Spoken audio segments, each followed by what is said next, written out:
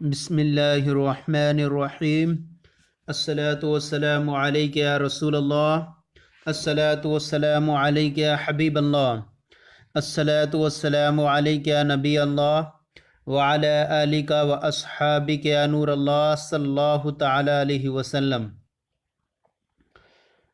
آج ہم خلاصۃ النو حصہ دوم کا الدرس الاربعون 40واں سبق شروع کر رہے ہیں، جو دوم کے اعتبار سے تو تیسرا سبق ہے، لیکن اول اور دوم کے مجموعی اعتبار سے یہ 40واں سبق ہے، اور 40واں سبق یہ معطوف اور عطف بیان کا سبق ہے۔ ہم یہ توابع کا بیان ہے، اور توابع کے بیان میں ہم نے صفت پڑھا، تاکید پڑھا، اور آج معطوف اور عطف بیان کا سبق شروع کر رہے ہیں۔ اس کے اندر ہم معطوف اور عطف بیان، مبین وغیرہ کے بارے میں آج جاننے کی سعادت حاصل کریں گے۔ آئیے دیکھتے ہیں کہ معطوف کسے کہتے ہیں اور عطف بیان کسے کہتے ہیں وغیرہ، یہ ساری باتیں اس کے اندر بتائیں گے۔ جیسے فرماتے ہیں معطوف کا بیان، جو تابع حرف عطف کے بعد واقع ہوتا ہے اسے معطوف کہتے ہیں، اور معطوف کے متبوع کو معطوف علیہ کہتے ہیں۔ جیسے جاء زید و بکر، زید اور بکر آئے، تو اب یہاں دیکھیں جو تابع حرف عطف کے بعد واقع ہوتا ہے، تو جو گویا کہ جو چیز حرف عطف کے بعد آئے گی اسے معطوف کہیں گے، اور اس سے پہلے والے کو اور معطوف کے متبوع کو جو حرف عطف سے پہلے ہوگا اسے معطوف علیہ کہتے ہیں۔ جیسے آپ دیکھیں جاء زید و بکر، زید اور بکر آیا، یہاں پر زید یہ معطوف علیہ ہے اور واو یہ حرف عطف ہے، اور اس کے بعد جو آ رہا ہے بکر یہ جو ہے معطوف ہے، تو حرف عطف سے پہلے والا جو ہوگا وہ معطوف علیہ ہوگا، اور حرف عطف کے بعد جو آئے گا وہ معطوف ہوگا۔ اور دونوں ہی جو ہوتے ہیں تابع اور متبوع دونوں مقصود بالنسبت ہوتے ہیں۔ تابع کو جو ہے معطوف کہتے ہیں، اور متبوع کو جو ہے معطوف علیہ۔ آگے بیان کریں گے کہ متبوع کو معطوف علیہ، یہاں پر بھی بیان کر رہے ہیں، متبوع کو معطوف علیہ اور تابع کو معطوف کہتے ہیں، جیسے کہ آپ نے یہ مثال میں دیکھا۔ اب عطف کیا کیا ہوں گے جن کے ذریعے ہم عطف کر سکتے ہیں، وہ یہاں پر بیان کریں گے۔ حروف عطف 10 ہیں جن کے ذریعے ہم عطف کرتے ہیں، ان کے معنی میں کہیں نہ کہیں تھوڑا سا فرق رہتا ہے، کہیں مجیت میں آنے میں تاخیر، کہیں مہلت، کہیں تراخی، یہ وغیرہ کے اعتبار سے فرق رہتا ہے۔ کہیں اس ایسا حرف لائیں گے جس کے ذریعے سے پتہ چلے گا کہ فوراً آنے والا دوسرا بھی برابر میں شریک ہے، دوسرا ایسا لفظ ہوگا جو آنے میں تو شریک ہوگا لیکن تھوڑی اس کے آنے میں مہلت ہوگی، تو یہ ساری صورتیں حروف عطف کے سے پتہ چلتی ہیں۔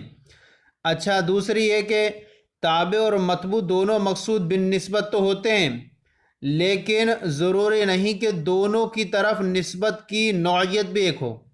آگے بیان کریں گے کہ اگر ایک کی طرف نسبت کی جا رہی ہے آنے کی، تو دوسرے کی طرف نہ آنے کی نسبت کی گئی، تو یہ بھی جو ہے مقصود تھی کہ زید کی طرف، جیسے کہ جاء زید لا عمر، تو زید کی طرف آنے کی نسبت ہوگی اور عمر کی طرف نہ آنے کی نسبت، اور یہاں دونوں مقصود بالنسبت ہیں اگرچہ نسبت کی نوعیت دونوں میں مختلف ہو گئی۔ یہ آگے ہم تفصیل یہاں بیان کر رہے ہیں۔ دیکھیے نمبر 1 حروف عطف میں سے واو ہے، تو واو کے ذریعے بھی عطف کرتے ہیں۔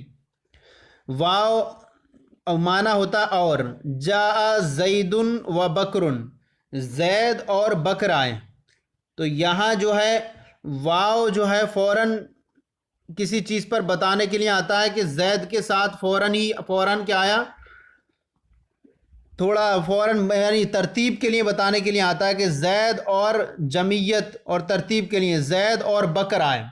تو اب یہاں پر دیکھیں کہ زید یہ معطوف علیہ ہے جس کو آپ متبوع کہیں، اور بکرن واو حرف عطف ہے، اور بکرن یہ جو ہے معطوف ہے جس کو آپ تابع کہتے ہیں۔ فا یہ بتانے کے لیے آتا ہے پھر فوراً، یعنی تھوڑی کچھ دیر کے بعد، مہلت سے آیا وہ. تو جیسے دیکھیں فوراً کے لیے جا زید فبکر، زید آیا پھر بکر آیا. تو یہاں پر بھی دیکھیں فا یہ زید معطوف علیہ اور فا یہ حرف عطف ہے اور بکر یہ معطوف ہے جسے آپ تابع بھی کہتے ہیں. یہ آپ ان کی تفصیلات کہ کون کس کے لیے آتا ہے، یہ ساری تفصیلات آپ کتابوں کے بڑی بڑی کتابوں کے اندر آپ پڑھ سکیں گے کہ اس کے اندر کتنی مہلت ہوتی ہے، تاخیر ہوتی ہے. یہاں چونکہ اجمالی طور پر بیان کرنا مقصود ہے اس لیے ہم اسی طور پر یہاں چلتے ہیں. ثم، یہ ثم کچھ اور زیادہ تاخیر کے لیے بتانے کے لیے آتا ہے. فا میں جو ہوتی ہے تاخیر تھوڑی کم رہتی ہے، یعنی فوراً ہوتا ہے، اور ثم میں مہلت تو تھوڑی تاخیر ہوا کرتی ہے. جیسے پھر، اور فا جو ہوتا ہے فوراً ہوتا ہے، فوراً بتانے کے لیے آتا ہے، اور ثم جو ہے کچھ مہلت سے آتا ہے. جیسے جا زید ثم بکر، زید آیا پھر بکر آیا. تو اس کے آنے میں، بکر کے آنے میں زید سے بہت تاخیر ہے. تو یہاں پر بھی ثم یہ حرف عطف ہے اور بکرن جو بعد میں آ رہا ہے یہ معطوف ہے اور تابع ہے، اور زیدن یہ معطوف علیہ اور متبوع ہے. تو یاد رکھیں کہ معطوف علیہ پہلے ہوگا، معطوف علیہ اور متبوع پہلے ہوتا ہے، اور تابع اور معطوف یہ بعد میں ہوتا ہے. نمبر 4 ہے او. جا او کا معنی ہوتا ہے یا، جا زید او بکر، زید آیا یا بکر آیا. تو یہاں پر بھی دیکھیں کہ جا زید او بکر، یہ زید معطوف علیہ، او حرف عطف و بکر یہ معطوف ہے. نمبر 5 ام کا معنی ہوتا ہے یا. تو جیسے زید جا ام بکر، تو یہاں پر دیکھیں کہ جا یہ معطوف علیہ ہے، ام حرف عطف ہے اور بکر یہ معطوف ہے. اما کا معنی یا تو ہوتا ہے. یہ اما جو ہے تکرار کے ساتھ آیا کرتا ہے. جیسے آپ دیکھ رہے ہیں جا اما زید و اما بکر، یہاں زید یہ معطوف علیہ واو حرف عطف اور اما بکر یہ معطوف علیہ معطوف بنے گا. نمبر 5 ہے نمبر بل ہے. اب بل ہے، بل کے معنی ہوتا ہے بلکہ، تو یہ ہوگا 6 اور 7. بلکہ جا زید بل بکر، زید آیا بلکہ بکر آیا. تو یہاں زید بل جو ہوتا ہے کسی چیز کی وہ کر دیتا ہے، تو پہلے والے جو اس میں وہ تھا اس کو دور کر دیتا ہے. زید آیا بلکہ بکر آیا، یعنی بکر آیا زید نہیں آیا. تو یہاں دیکھیں کہ زید یہ معطوف علیہ اور بل حرف عطف اور بکر یہ معطوف ہے. اور نمبر 8 ہے لاکن. لاکن کا معنی ہوتا ہے لیکن. زید حاضر لاکن نائم، زید حاضر ہے لیکن سویا ہوا ہے. تو یہاں حاضر کے بعد جو آ رہا ہے یہ لاکن یہ حرف عطف ہے اور نائم یہ معطوف ہے. اب یہاں دیکھیں نمبر 9 ہے لا ہے. لا کا معنی ہوتا نہیں. جاء زید لا بکر، زید آیا بکر نہیں. جیسے کہ ہم نے بیان کیا تھا کہ زیدونوں کی طرف نسبت کی نوعیت الگ بھی ہو سکتی ہے. جیسے کہ آپ دیکھیں کہ زیدن یہاں معطوف علیہ ہے اور لا یہ حرف عطف ہے، بکر یہ معطوف ہے، لیکن دونوں کی طرف نسبت الگ الگ ہے. ایک کی طرف آنے کی نسبت ہے اور ایک کی طرف نہ آنے کی طرف نسبت ہے.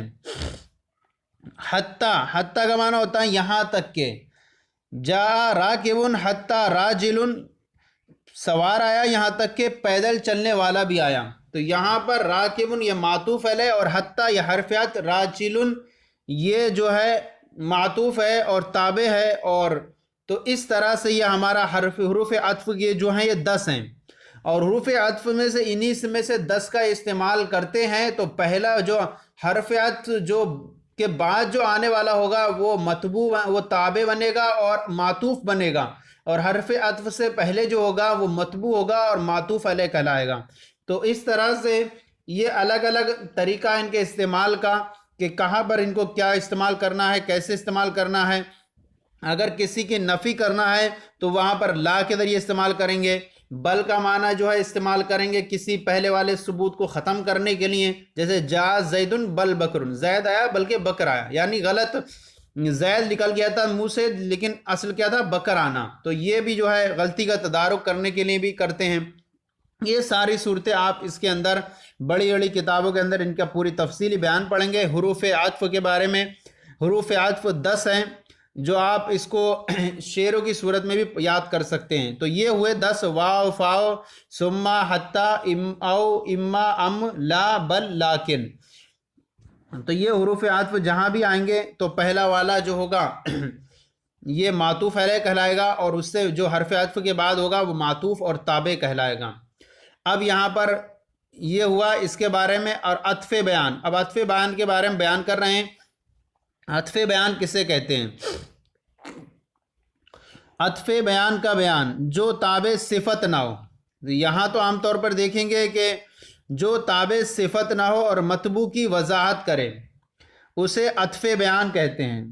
یعنی ایسا نہیں ہوگا کہ وہ صفت نہیں ہوگا لیکن جو ہے مطبوع کی وضاحت کرے گا وہ۔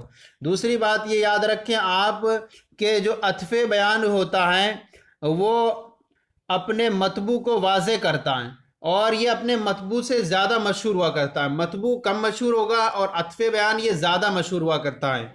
تو یہ اب یاد رکھیں جو تابع صفت نہ ہو، یعنی تابع جو بعد میں آئے گا، جو تابع صفت نہ ہو اور مطبوع کی وضاحت کرے اسے عطف بیان کہتے ہیں، اور عطف بیان کے مطبوع کو مبین کہتے ہیں۔ اب اتنا یاد رکھیں آپ کہ جسے ہم نے جو ہے معطوف علیہ کہا تھا، جسے ہم نے مطبوع کہا تھا اسے ہم مبین کہیں گے، اور جسے ہم نے تابع کہا تھا اور جسے ہم نے معطوف کہا تھا اسے ہم عطف بیان کا نام دیں گے۔ تو گویا کہ پہلے آنے والا جو ہوگا وہ مطبوع مبین کہلائے گا، اور جو بعد میں آنے والا جو تابع ہے اور معطوف ہے اسے ہم عطف بیان کہیں گے۔ تو یہ ایک دوسرا نام ہو گیا ان کا۔ تو اب یہاں پر دیکھیں کہ یہاں پر انہوں نے یہ کہا کہ جو تابع صفت نہ ہو، تو گویا کہ بعد آنے والے صفت نہیں ہوگا، بلکہ ایسا بھی ہو سکتا ہے کہ وہ نام ہو یا کنیت وغیرہ کا ہو۔ تو ایسی صورت میں، اور دوسری بات یہ یاد رکھیں کہ جو ہوگا یہ عطف بیان جو ہوگا، عطف بیان اپنے مبین سے زیادہ مشہور ہوتا ہے اور اس کی وضاحت کرنے کے لیے آیا کرتا ہے۔ جیسے آپ مثال میں دیکھیں جاء التاجر بکر، یہاں التاجر یہ جو ہے عطف بیان کے مطبوع کو مبین، تو التاجر یہ مبین ہے اور بکرن یہ عطف بیان ہے، اور یہاں التاجر یہ اتنا واضح نہیں ہے جتنا بکر واضح ہے۔ تو یہاں پر جو ہے بکر یہ اس کی وضاحت کر رہا ہے التاجر کی۔ اور اس کے لیے آپ ایک دوسری مثال بھی دیکھ سکتے ہیں، اقسم باللہ ابو حفص عمر، یہ ابو حفص یہ جو ہے اس مثال میں تابع ہے۔ ابو حفص اس مثال میں تابع ہے، جس نے اس مثال میں عمر جو ہے تابع ہے جس نے مطبوع ابو حفص کو واضح کیا ہے، اور ابو حفص اتنا واضح نہیں ہے جتنا عمر واضح ہے، تو عمر نے ابو حفص کی وضاحت کی ہے۔ اتنا سمجھ میں آ گیا کہ آپ کو بعد میں آنے والا جو ہوگا وہ عطف بیان ہوگا، اور پہلا آنے والا وہ مبین ہوگا، اور مبین زیادہ مشہور نہیں ہوتا ہے بلکہ عطف بیان زیادہ مشہور ہوتا ہے۔ عطف بیان اس کی وضاحت کرنے کے لیے آتا ہے اور صفت نہیں ہوتا وہ۔ اب یہاں پر یہ کچھ قواعد بیان کر رہے ہیں آپ کے سامنے، قواعد و فوائد۔ نمبر 1، ضمیر مرفوع متصل پر عطف کے لیے معطوف علیہ اور معطوف میں فصل ضروری ہے۔ ضمیر مرفوع متصل پر عطف کے لیے معطوف علیہ اور معطوف میں فصل ضروری ہے۔ اب وہ متصل جو ہوگی ضمیر کبھی بارز ہوگی یا مستتر ہوگی، تو دونوں ہو سکتی ہے۔ ان پر عطف کے لیے ضمیر معطوف علیہ معطوف میں فصل ضروری ہے، ضمیر مرفوع منفصل۔ جیسے آپ دیکھیں ساما ہوا بکرن، ساما یہ ضمیر ہوا، اس کے اندر ضمیر ہے، مرفوع ہے، متصل ہے، جو فاعل بنے گی۔ اب ہم اس پر عطف کریں و بکرن کا، تو و بکرن کا ڈائریکٹ اس پر عطف نہیں کر سکتے، بلکہ ایسے نہیں کہہ سکتے ساما و بکرن نہیں کہہ سکتے۔ تو یہاں ساما یہ معطوف علیہ ہے اور و بکرن یہ معطوف ہے، لیکن یہاں ساما کے اندر جو ضمیر ہے وہ مرفوع متصل ہے، اور بیان کیا کہ ضمیر مرفوع متصل پر عطف کے لیے فصل ضروری ہے، لہذا آپ دیکھ رہے ہیں ہوا یہ ضمیر ہے، ضمیر مرفوع منفصل ہے، اس کے ذریعے یہاں پر فصل کیا گیا۔ اور دوسری یہ کہ کبھی جو ہے اس کی جو تاکید لائی جاتی ہے، کبھی ضمیر ضمیر مرفوع متصل بارز یا مستتر پر عطف کرنا ہو تو پہلے ضمیر مرفوع منفصل سے اس کی تاکید لاتے ہیں۔ اب یہاں آپ نے دیکھا کہ ساما کے اندر جو ضمیر ہے یہ پوشیدہ ہے، مستتر ہے۔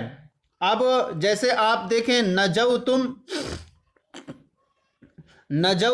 انتم ومعکم، نجوتم انتم ومعکم، یہاں پر دیکھیں نجوتم کے اندر جو ضمیر ہے وہ ضمیر مرفوع متصل ہے اور بارز ہے، اور اس پر انتم کے ذریعے جو ہے فصل کیا گیا ومعکم کا، ومعکم یہ جو ہے معطوف ہے اور نجوتم یہ معطوف ہے، تو ان دونوں کے درمیان ضمیر مرفوع منفصل انتم کے ذریعے فصل کیا گیا۔ یہ مثال اس کی ہوئی جب کہ ضمیر مرفوع متصل بارز ہو۔ ضمیر مرفوع متصل بارز پر عطف کیا گیا تو ضمیر مرفوع منفصل لائیں، اور کبھی جو ہوتی ہے ضمیر مرفوع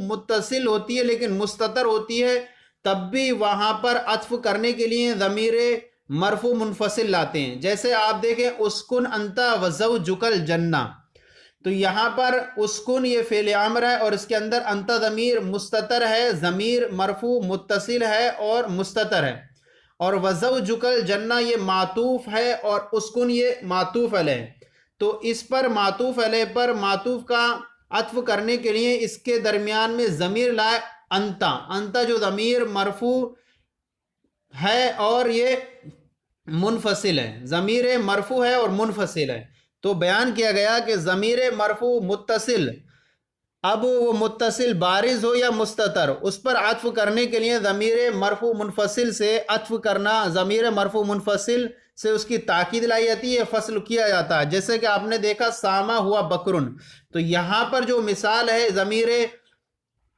ساما کے اندر جو ضمیر ہے ضمیر مرفوع ہے اور متصل ہے اور پوشیدہ ہے، یہ مثال اس کی تھی۔ ہم نے جو الگ سے بیان کی اسکن انتا، یہ نجوتم انتم ومعکم، یہ اس کی بیان کر دی ہم نے کہ ضمیر مرفوع ہو، متصل ہو اور بارز ہو، تو دونوں صورتیں ہو سکتی ہیں۔ آپ چاہیں ضمیر مرفوع متصل بارز پر عطف کریں یا ضمیر مرفوع متصل یا مستتر پر کریں، تو دونوں پر عطف کرنے کے لیے ضمیر مرفوع منفصل سے فصل کرنا ضروری ہوتا ہے، یہ ہو گیا۔ اور ضمیر منصوب پر بلا فصل عطف جائز ہوتا ہے۔ ضمیر منصوب اگر ہے ایسی آنے میں تو وہاں پر ڈائریکٹ جو ہے معطوف کا معطوف علیہ پر عطف کر سکتے ہیں، وہاں پر کسی ضمیر کی لانے کی ضرورت نہیں ہے۔ جیسے آپ دیکھیں زرتہ وزیدن، یہاں پر دیکھیں زرتہ کے اندر جو ہو ضمیر ہے یہ ضمیر مرفوع ہے، منصوب ہے، ضمیر منصوب ہے، اور اس کے بعد وزیدن ڈائریکٹ یہ معطوف ہے، اس کا فوراً عطف اس پر کر دیا گیا، اس کے بعد بیچ میں درمیان میں کوئی سی ضمیر نہیں لائی گئی، تو یہ چونکہ ضمیر منصوب ہے تو ضمیر منصوب پر بلا فصل عطف جائز ہوتا ہے، وہاں ضمیر مرفوع منفصل لانے کی حاجت نہیں ہوتی۔ یہ قاعدہ ہم نے وضاحت کر دی کچھ اور بھی الگ سے خارج سے، تاکہ آپ کو سمجھ میں آ جائے کہ یہاں پر جو مصنف نے بیان کیا کہ ضمیر مرفوع متصل، تو ہم نے وضاحت کر دی کہ یہاں جو مثال ہے ساما، یہ ضمیر مرفوع متصل جو ہے مستتر کی ہے، بارز نہیں ہے، ساما کے اندر جو ضمیر پوشیدہ ہے، تو ہم نے ایک مثال دی نجوتم انتم ومعکم کی، ایسی کہ ضمیر مرفوع متصل چاہے وہ بارز ہو یا مستتر ہو، تو بارز کی مثال نجوتم انتم ومعکم ہو گئی اور مستتر کی ساما ہوا وبکرن ہو گئی۔ دوسرا جملہ بیان، دوسرا قاعدہ ہے مفرد کا عطف مفرد پر اور جملے کا عطف جملے کا جملے پر ہوتا ہے۔ مفرد کا عطف مفرد پر اور جملے کا جملے پر ہوتا ہے، جیسے جا زید و ذهب اخوہ، یہاں پر جا زیدن یہ پورا جملہ ہے اور اس پر وذهب اخوہ کا پورے کا جو عطف ہوا ہے، تو پیچھے آپ نے جو مثالیں پڑھی یہ مفرد کا مفرد پر عطف تھا، جا زیدن و بکرن، تو زید اور بکر، یہ زید اور مفرد ہے اور بکرن بھی مفرد ہے، تو مفرد کا عطف مفرد پر ہوا تھا، لیکن یہاں دیکھیں جا زیدن و ذهب اخوہ، زید آیا اور اس کا بھائی گیا، تو یہاں پر زیدن جا زیدن یہ پورا جملہ ہے اور ذهب اخوہ یہ پورا جملہ ہے، تو جملے کا عطف جملے پر ہے۔ اور دوسری یہ کہ اسم کا عطف اسم پر، فعل کا عطف فعل پر، اور حرف کا عطف حرف پر، مفرد کا عطف مفرد پر، جملے کا عطف جملے پر، عامل کا عطف عامل پر، معمول کا معمول پر ہوا کرتا ہے۔ اب یہاں سے قاعدہ نمبر 3 بیان کر رہے ہیں، معطوف اور عطف بیان کا اعراب معطوف علیہ اور مبین کے مطابق ہوتا ہے۔ تو یہاں بیان کیا کہ معطوف علیہ اور عطف بیان کا اعراب معطوف علیہ اور مبین کے مطابق ہوتا ہے۔ جیسا معطوف علیہ کا اعراب رہے گا وہی معطوف کا رہے گا، جیسا کہ مبین کا رہے گا وہی عطف بیان کا رہے گا۔ اگر معطوف علیہ حالت رفع میں ہے تو معطوف بھی حالت رفع میں رہے گا، اگر معطوف علیہ حالت نصبی میں ہے تو معطوف بھی حالت نصبی میں رہے گا، اگر مبین حالت رفع میں ہے تو عطف بیان بھی حالت رفع میں رہے گا، دونوں کا سیم اعراب آئے گا۔ اس کے ذریعے سے آپ تمرین بہت آسانی سے آپ کے سامنے حل ہو جائے گی۔ دوسری بات یہ بیان کریں کہ جملہ اسمیہ کا عطف جملہ اسمیہ پر اور فعلیہ کا فعلیہ پر مناسب ہوا کرتا ہے۔ جیسے کہ آپ نے پیچھے مثال یہ دیکھی، جاء زید و ذهب اخو، یہاں جملہ فعلیہ کا عطف جملہ فعلیہ پر ہے، اور جاء زید و علی ذهب، یہاں پر جملہ اسمیہ کا عطف جاء زید و علی ذهب، جملہ اسمیہ کا عطف جملہ اسمیہ پر اور فعلیہ کا عطف فعلیہ پر مناسب ہوتا ہے، لیکن اس کا برعکس بھی جائز ہوتا ہے۔ جیسے کہ آپ دیکھ رہے ہیں جاء زید و علی ذهب، تو یہاں پر بھی یہ برعکس کر دیا اس کا، کہ پہلا جو تھا جاء زید یہ جملہ فعلیہ تھا اور اس پر عطف کیا گیا وعلی ذهب کا یہ جملہ اسمیہ ہے، لیکن مناسب یہ ہے کہ جملہ اسمیہ کا عطف جملہ اسمیہ پر اور فعلیہ کا عطف فعلیہ پر کیا جائے۔ تو یہ ہمارا جو ہے بیان پورا ہو گیا معطوف علیہ اور عطف بیان کا بیان۔ ہم ایک اور چیز کے اندر بیان کر دیں کہ ضمیر مجرور پر اگر عطف کرنا ہو، یہ تو ضمیر منصوب ہوگی تو ضمیر منصوب پر بلا فصل عطف جائز ہوتا ہے، اور ضمیر مجرور پر عطف کرنا ہو تو عموماً حرف جر کا اعادہ کیا جاتا ہے۔ جیسے مررت بہ و بزید، تو یہاں دیکھیں مررت بہ و بزید میں یہاں پر با زیدن میں حرف جر کا یہاں پر اعادہ کیا گیا۔ تو اس طرح سے اب یہ بیان ہوا ہمارا پورا کہ ضمیر مرفوع متصل پر عطف کے لیے معطوف علیہ اور معطوف میں فصل ضروری ہے، اور ضمیر منصوب پر بلا فصل عطف جائز ہے، اور ضمیر مجرور پر عطف کرنا ہو تو وہاں پر حرف جر کا عام طور پر اعادہ کیا جاتا ہے۔ دوسری بات یہ یاد رکھیں، اگر کہیں کنیت اور علم ایک ساتھ آ جائیں تو ان میں جو مشہور ہو مشہور کو عطف بیان بنائیں گے۔ جیسے کہ آپ نے مثال دیکھا کہ اقسم باللہ و ابو حفص عمر، یہاں ابو حفص یہ ان کی کنیت ہے اور عمر جو ہے یہ ان کا علم ہے، نام ہے۔ تو ایسی مثال میں یہاں پر جو ہے پہلی جو اس مثال کے اندر ابو حفص کا ہم نے جو ہے مبین بنایا اور بعد والے عمر کو یہاں ہم نے عطف بیان بنایا۔ اسی طرح ابو قال ابو عبد الرحمن ابو ہریرہ، تو عبد الرحمن ابو ہریرہ کے اندر بھی آپ دیکھیں گے کہ ابو ہریرہ یہ جو ہے عطف بیان ہے اور عبد الرحمن یہ مبین ہے۔ تو اب اتنا ہمارا بیان ہو گیا۔ آئیے اب تمرین کی طرف چلتے ہیں، جو ہمارا تمرین کا طریقہ کار تھا، جو ہم تمرین نمبر 2 اور 3 حل کرتے تھے۔ تمرین نمبر 2 کے اندر 2 جملے ہیں، ان غلطیوں کو ہمیں درست کرنا ہے۔ غلطیوں کو درست کرنے میں دیکھیے نمبر 1 یہاں درست کرنا ہے، غلطی کی نشاندہی فرمائیے۔ نمبر 1 ہے ضمیر پر عطف کے لیے معطوف علیہ اور معطوف میں فصل، ضمیر پر عطف کے لیے معطوف علیہ اور معطوف میں ضمیر منفصل کا ہونا ضروری ہے۔ تو یہاں پر جو ہے ہمیں ایک ایسی چیز رکھنی ہے جو ہمارا پورا جملہ درست ہو جائے، تو ہم یہاں رکھیں گے ضمیر مرفوع متصل، ضمیر کے بعد فوراً ہم رکھیں ضمیر مرفوع متصل، ضمیر مرفوع متصل پر، مرفوع متصل بڑھا دیں، ضمیر مرفوع متصل پر عطف کے لیے معطوف علیہ اور معطوف میں فصل ضروری ہے۔ ضمیر مرفوع متصل پر عطف کے لیے معطوف علیہ اور معطوف میں فصل ضروری ہے۔ تو یہ اتنا شامل کر لیں آپ۔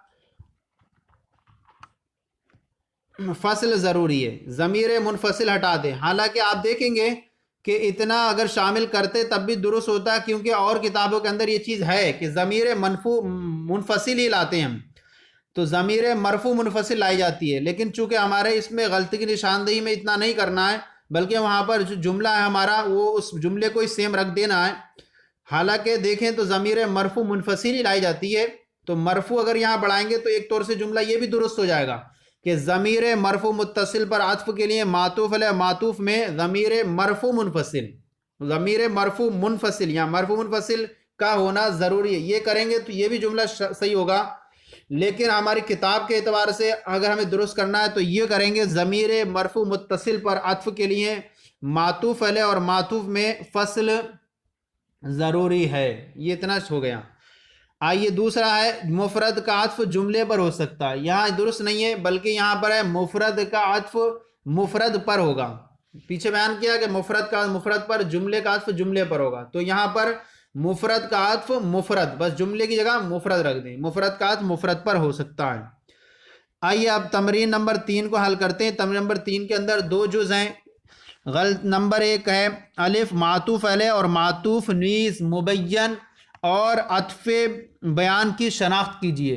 تو ایسا نہیں ہے کہ ایک ہی جملے کے اندر معطوف علیہ اور معطوف ہوگا تو وہاں عطف بیان اور مبین بھی آ جائے، لہذا جہاں پر معطوف علیہ معطوف ہوگا وہاں عطف بیان اور مبین نہیں ہوگا، اور جہاں مبین اور عطف بیان ہوگا وہاں معطوف علیہ اور معطوف نہیں ہوگا۔ تو ہے تو تقریباً یہی ایک نام، لیکن چینج کر دیا، تو ہمیں یہ رکھنا ہے کہ ہمیں مبین اور عطف بیان کو الگ اس میں ڈالنا ہے۔ تو آئیے دیکھیے کہ ایک جملہ ہم ایسا کریں گے جو معطوف علیہ اور عطف بیان کا بیان کریں گے، اور پھر کوئی جملہ آئے گا جہاں پر عطف بیان اور مبین ہوگا۔ نمبر 1 جملہ ہے اکل السمکۃ حتی رأسها، مچھلی کھائی گئی یہاں تک کہ اس کا سر بھی کھایا گیا۔ تو یہاں پر دیکھیں السمکۃ یہ معطوف علیہ ہے اور رأسها یہ اس کا معطوف ہے، اور بیچ میں جو حتی ہے یہ حتی تو حرف عطف ہے، تو السمکۃ یہ معطوف علیہ ہے اور رأسها یہ معطوف ہے۔ نمبر 2 جملہ ہے غسلت الوجہ فالیدا، میں نے چہرہ دھویا پھر ہاتھ دھویا۔ تو اب یہاں دیکھیں کہ غسلت الوجہ، الوجہ یہ معطوف علیہ ہے، اور یدا یہ جو ہے معطوف ہے، اور بیچ میں جو ہے فا یہ جو ہے حرف عطف ہے۔ تو ہمیں جو ہے آپ ٹیبل بنا لیں، ٹیبل کے اندر سب سے پہلے اب مثال رکھیں، مثال کے بعد آپ ترجمہ بھی لکھ سکتے ہیں، پھر اس کے بعد ایک ٹیبل بنائیں، معطوف علیہ بنائیں اور دوسرا معطوف کا، اور تیسرا بنائیں مبین اور عطف بیان کا۔ تو جہاں معطوف علیہ آ جائے وہاں معطوف علیہ کو رکھ دیں، جہاں معطوف ہے وہاں معطوف رکھیں، اور جہاں مبین ہے مبین رکھیں، اور جہاں عطف بیان ہے وہاں عطف بیان رکھیں۔ تو جو 2 ٹیبل بنیں گے آپ کے، تو اس کے اندر جو ہے جب ایک آ گیا تو دوسرے 4 میں سے 2 میں جو ہے رونگ کا نشان لگ جائے گا آپ کے۔ تو یہ اس طرح سے آسانی کے لیے آپ کر سکتے ہیں، اور یہ بھی کر سکتے ہیں کہ 2 ٹیبلوں میں ہی رکھ دیں آپ اس کو، تو جو ہو اس کو ساتھ میں لکھ دیں گے۔ نمبر 3 جملہ ہے جاء محمد اخی، میرا بھائی محمد آیا۔ تو یہاں پر دیکھیں کہ پیچھے بیان کیا تھا کہ جو تابع صفت نہ ہو، تو اب یہاں دیکھیں کہ اخی یہ جو ہے یہ عطف بیان ہے، اور محمد یہ جو ہے مبین ہے، اور وضاحت کرنے کے لیے آ رہا ہے اس کی۔ تو محمد یہ جو ہے مبین ہے اور اخی جو ہے عطف بیان ہے یہاں۔ تو اب یہاں ہم یہ نہیں کہیں گے کہ معطوف علیہ معطوف، یہ کچھ بھی نہیں کہیں گے اس کو۔ تو ایک جب ہو جائے گا جہاں مبین اور عطف بیان ہو جائے گا تو وہ معطوف علیہ اور معطوف کا جو ہے ہم رونگ کا لگا دیں گے۔ جاء محمد اخی، میرا بھائی محمد آیا۔ نمبر 4 ہے خالد ضرب و اکرم، خالد نے مارا اور تعظیم کی۔ تو یہاں پر ضرب جو ہے یہ معطوف علیہ ہے، اور واو یہ حرف عطف ہے، اور اکرم یہ معطوف ہے۔ تو اکرم یہ معطوف ہے اور ضرب یہ معطوف علیہ۔ حالانکہ مثال کے اندر جو ہمیں ٹیبل بنانے وہ پوچھا گیا ہے معطوف علیہ اور معطوف کو، چونکہ ہم بیان کر رہے ہیں تو ہم پورے طور پر کلیئر کر کے وضاحت کر دے رہے ہیں، تو تاکہ آپ کے ساتھ سمجھ میں آتا رہے کہ وہاں یہاں پر کیا کیا چیز ہے۔ نمبر 5 ہے قال عبد الرحمن ابو ہریرہ، عبد الرحمن ابو ہریرہ نے فرمایا۔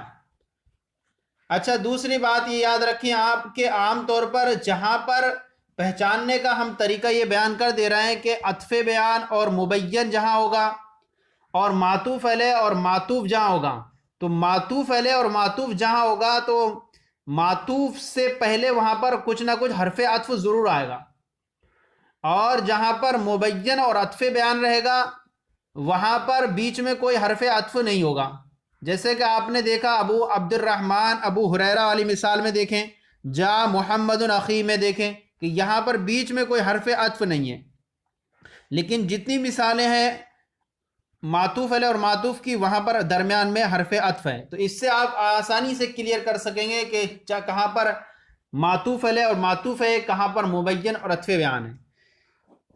قال عبد الرحمن ابو ہریرہ، یہاں پر حرف عطف بیچ میں نہیں ہے ابو عبد الرحمن ابو ہریرہ کے درمیان، تو آپ کو ہمیں کہنا ہے کہ عبد الرحمن جو ہے یہ مبین ہے اور ابو ہریرہ یہ عطف بیان ہے۔ نمبر 6 ہے بکر غائب لیکن اخو موجود، یہاں پر دیکھیں بیچ میں حرف عطف ہے تو گویا کہ معطوف علیہ ہوگا اور معطوف ہوگی۔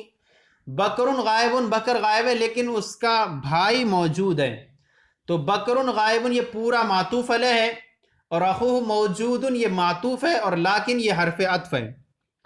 نمبر 7 ہے قضا ابو حفص عمر، ابو حفص عمر نے فیصلہ فرمایا، یہاں پر بھی درمیان میں ابو حفص اور عمر کے درمیان کوئی حرف عطف نہیں ہے، تو پتہ چل گیا کہ ابو حفص یہاں پر مبین ہے اور عمر یہ عطف بیان ہے۔ تو یہ ہمارا جو ہے پورا جو ہے الف جز مکمل ہو گیا، جس کے اندر ہمیں معطوف علیہ اور معطوف مبین اور عطف بیان کی شناخت کرنی تھی۔ اب آئیے با کی طرف چلتے ہیں، درجہ ذیل جملوں میں غلطی کی نشاندہی فرمائیں۔ یہاں کچھ جملے غلط ہیں، ان جملوں کو ہمیں درست کرنا ہے اور وجہ بھی ہم بیان کرتے ہوئے چلیں گے، صرف ہم درست کر کے نہیں بیان کریں گے بلکہ ہم وضاحت بھی کریں گے اس کی۔ نمبر 1 ہے درجہ ذیل جملوں میں غلطی کی نشاندہی فرمائے۔ نمبر 1 جلس القاضی فالامیرہ، تو دیکھیں پہلے ہم جملہ درست کر لیتے ہیں پھر ہم وضاحت بھی کریں گے۔ اصل ہوگا جملہ جلس القاضی فالامیر، جلس القاضی فالامیر، قاضی بیٹھا پھر امیر بیٹھا۔ اب یہ ہوگا کیوں؟ کیونکہ یہاں قاضی جو ہے یہ معطوف علیہ ہے اور امیر یہ معطوف ہے، اور آپ نے پڑھا کہ معطوف علیہ کا جو اعراب ہوتا ہے وہی معطوف کا ہوتا ہے، اور یہاں معطوف علیہ قاضی جو حالت رفع میں ہے، لیکن مثال جو آپ یہاں غلطی دی ہے وہ الامیرہ حالت نصبی میں، تو لہذا یہ درست نہیں ہے، تو فالامیر یہ بھی حالت رفع میں ہوگا۔ اچھا، القاضی جو حالت رفع میں، لیکن اس پر اعراب ظاہر کیوں نہیں ہو رہا ہے؟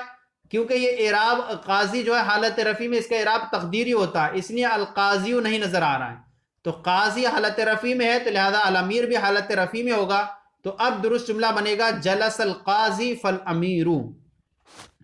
نمبر 2 جملہ ہے لقیت عتیقا ابو بکرن، یا میں عتیق ابو بکر سے ملا، تو یہاں پر آپ دیکھیں گے کہ آپ کو ایک پتہ چل جائے گا کہ پہلی والی جو مثال ہے جلس القاضی فالامیر میں القاضی جو ہے یہ معطوف علیہ ہے، فالامیر یہ معطوف ہے کیونکہ حرف عطف آیا۔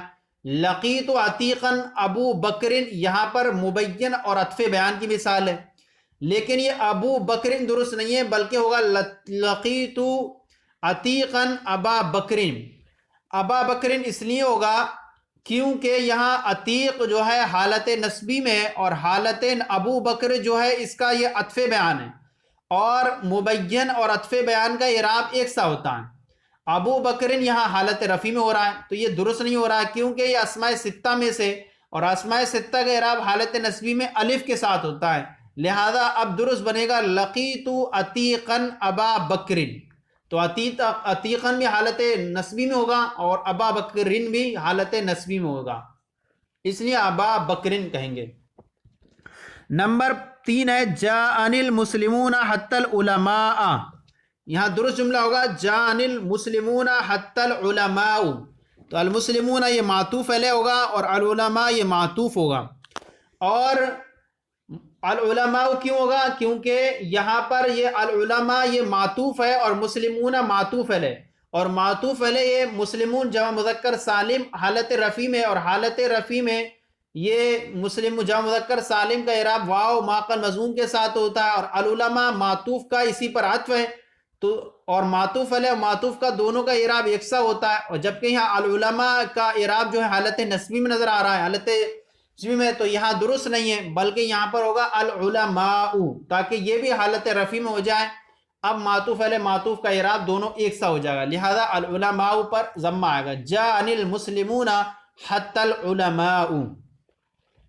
نمبر 4 ہے اکرمت ذی-النورین عثمان، یہاں عثمان نہیں ہوگا بلکہ عثمانہ ہوگا، اکرمت ذی-النورین عثمانہ، یہ عثمانہ اس لیے ہوگا کیونکہ یہ یہاں آپ دیکھیں کہ ذی-النورین یہ جو ہے مبین ہے، اور عثمانہ یہ عطف بیان ہے، یہاں پر حرف عطف ہی نہیں، اور ذی-النورین میں ذا یہ جو ہے اسماء ستہ میں سے، اور اسماء ستہ کے اعراب حالت نصبی میں الف کے ساتھ ہوتا ہے، لہذا ذو کا ذا حالت نصبی میں ہے، لیکن عثمانو یہ درست نہیں ہے، یہ کیونکہ یہ حالت رفع میں ہو رہا ہے، اور یہ عطف بیان ہے اس کا، اور عطف بیان اور مبین کا اعراب ایک سا ہوتا ہے، تو یہاں پر عثمانہ ہوگا، عثمانو نہیں ہوگا، کیونکہ یہ جو ہے اس کا جو ہے عطف بیان ہے، اور عطف بیان اور مبین کا اعراب دونوں ایک اسی حالت میں ہوگا، اور مبین یا حالت نصبی میں، لہذا عثمان بھی حالت نصبی میں ہوگا، لہذا عثمانہ ہوگا۔ اب بنے گا اکرمت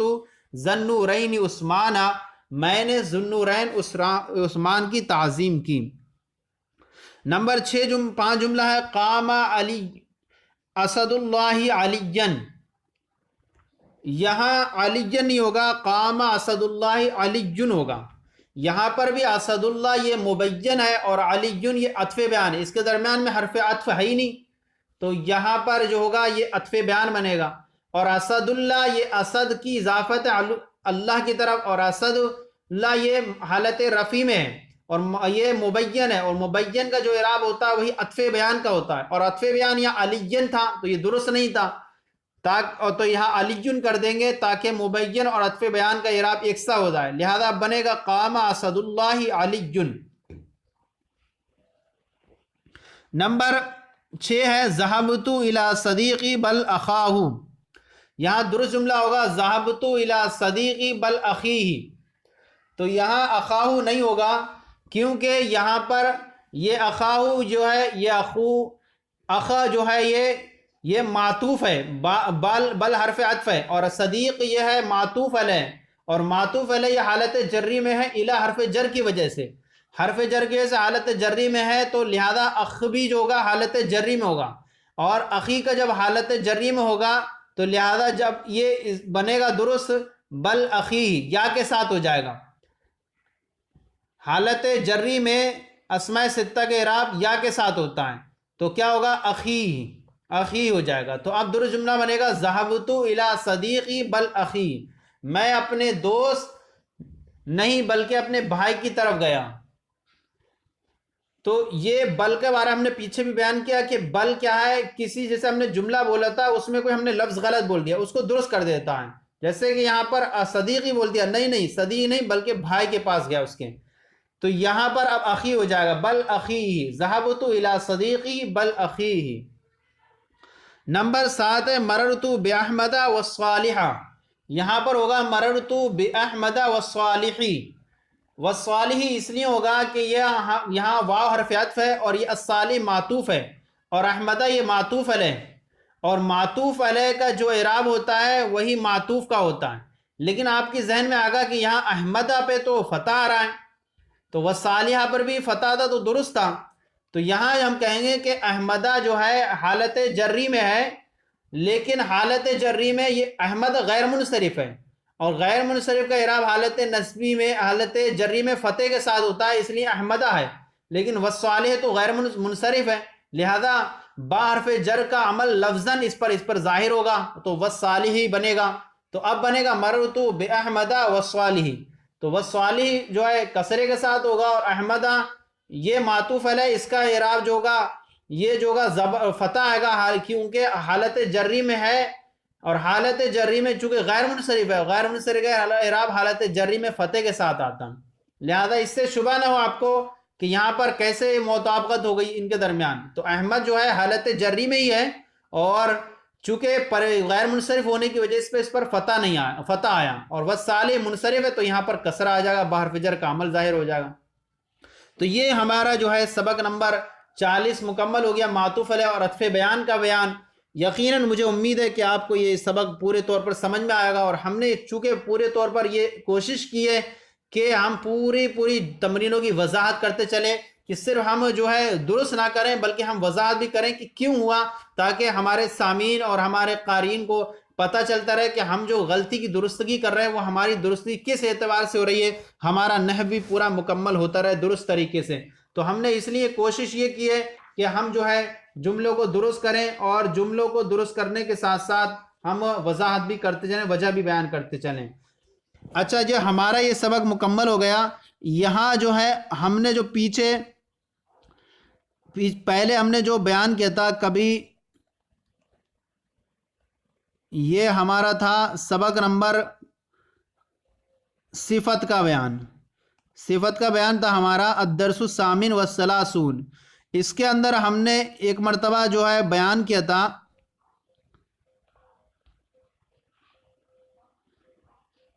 یہ تمرین نمبر 2.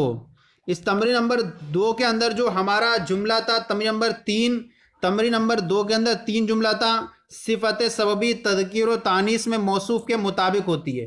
تو ہم نے پیچھے بیان کیا ہے اس کے تعلق سے.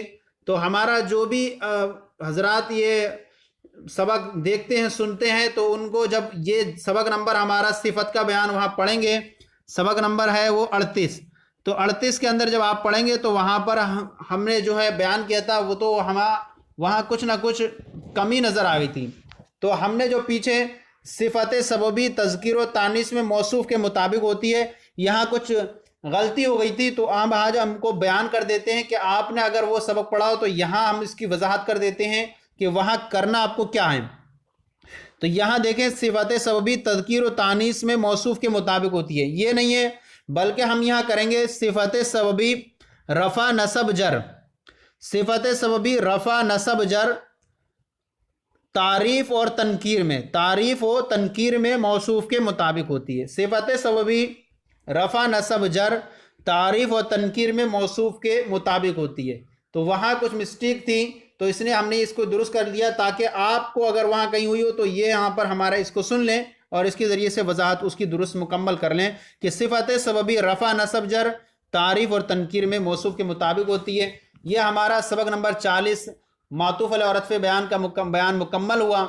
یقیناً مجھے امید ہے کہ آپ کو سمجھ میں آ رہا ہوگا. آپ کو اگر کیسا لگ رہا ہے تو ضرور کامنٹ باکس میں ارسال کریں. آپ کی اگر کچھ کمی نظر آ رہی ہے تو بتائیں تاکہ بہتر سے بہتر بنانے کی کوشش کیا جا سکے. اور ہمارے چینل درس نظامی کو سبسکرائب کریں، دوسروں کو بھی شیئر کریں تاکہ دوسروں کو بھی ثواب ملتا رہے، تاکہ آپ بھی ثواب میں شریک ہو جائیں. اور انشاءاللہ پھر حاضر ہوں گے آپ کی بارگاہ میں سبق لے کر کے. اللہ تعالیٰ آپ سب کے علم میں برکت عطا فرمائے.